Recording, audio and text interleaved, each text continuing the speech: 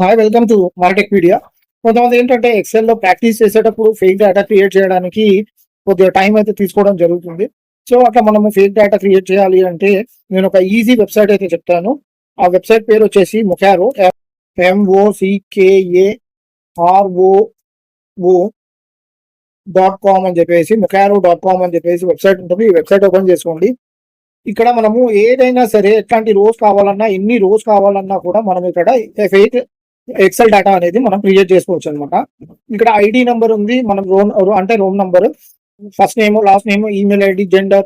In case ఒకవేళ నాకు IP address వద్దు, ఐపీ అడ్రస్ దగ్గర నాకు మొబైల్ నంబర్ కావాలనుకోండి, మొబైల్ నంబర్ అని క్లిక్ చేసిన తర్వాత ఇక్కడ ఐపీ దగ్గర క్లిక్ చేసిన తర్వాత ఇక్కడ మనకు చాలా రకాల ఆప్షన్స్ అయితే వస్తాయి. సో ఇక్కడ నేను ఫోన్ తీసుకున్నా. సో అట్లా మనకు అన్లిమిటెడ్ గా మనకి ఎన్ని రోస్ కావాలి, ఇప్పుడు నాకు ఎగ్జాంపుల్ ఓన్లీ 10 రోస్ కావాలి.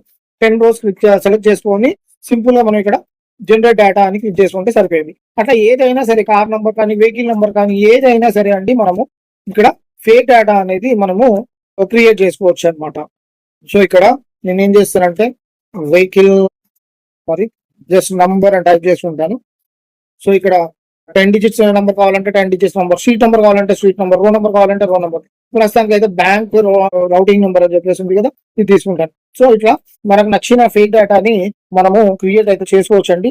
క్రియేట్ చేసుకున్న తర్వాత అట్ లాస్ట్ కి జనరేట్ డేటా అని ఉంది కదా కింద, ఇది క్లిక్ చేసేస్తే ఇక్కడ మనకు డేటా అనేది జనరేట్ అయిపోయింది.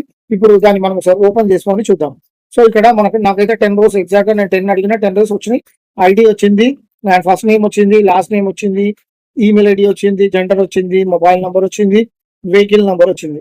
సో ఇట్లా మీరు ఫేక్ డేటా అయితే క్రియేట్ చేసుకొని మీరు వీటి మీద ఎక్సెల్ అనేది ప్రాక్టీస్ చేసుకోవచ్చు. సో జై హింద్, జై భారత్.